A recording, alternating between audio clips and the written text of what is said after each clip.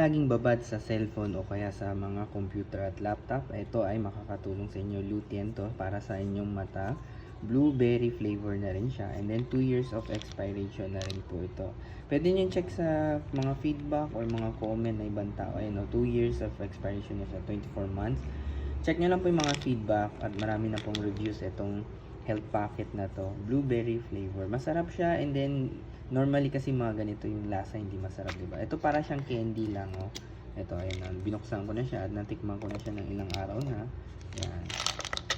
Kaya mga babad dyan sa cellphone, computer, screen, yan, mga yan. Ayun, ganyan to po siya. Parang candy lang siya. Ganun, napakaliit lang niya. And then, yan, check nyo na lang po yung mga review, mga existing review para makita nyo ano yung mga feedback din ng mga ibang tao. Ito marerecommend ko sa inyo. Mag-check lang kayo sa Yellow Basket. Kung gusto nyo mag-order nito, pwede kayo mag-trial order. Meron naman maliit na sample size nito.